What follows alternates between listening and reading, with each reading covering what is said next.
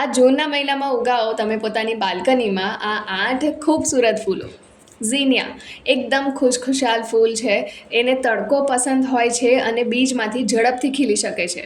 એ બાલ્કનીઓને ચમકાવવા માટે એકદમ બેસ્ટ છે.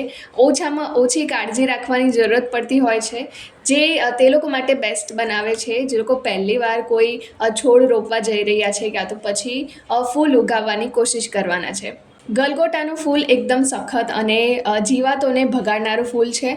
તેને પણ સૂર્ય પસંદ હોય છે, સૂર્યપ્રકાશમાં ખીલે છે અને તેના તેજસ્વી નારંગી અને પીળા રંગો ફૂલ કોઈ પણ બાલ્કનીમાં તાત્કાલિક આનંદ લાવી શકે છે, જે ઉનાળા દરમિયાન ઉદારતાથી ખીલે છે. પોર્ટુલાકાને ગરમી પસંદ હોય છે. ગરમીઓના દિવસોમાં તે ખીલે છે અને તેને પાણીની ઓછી જરૂરત પડતી હોય છે. આ એકદમ રસદાર જેવા છોડ તેજસ્વી રંગોમાં દૈનિક ફૂલો આપે છે, રોજ ફૂલો આપે છે. અને તમે જો ઉપર લટકાવવાનું પસંદ કરતા હોય કોઈ પ્લાન્ટને, તો આ પ્લાન્ટ તમારી માટે બેસ્ટ છે. એટલે કે તમે તેને ટોપલીમાં લટકાવી શકો છો અને રેલિંગ પ્લાન્ટર્સ માટે પણ એકદમ બેસ્ટ છે. પેટુનિયા ઘણા રંગોની સાથે આવે છે અને તેનો આકાર ટ્રમ્પેટ આકારનો હોય છે. જે આ છોડ ઘણા બધા ફૂલો આપે છે.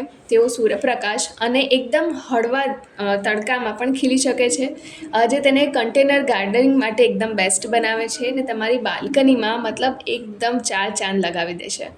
પેરીવિંકલ પણ ઉનાળાનું ફૂલ છે.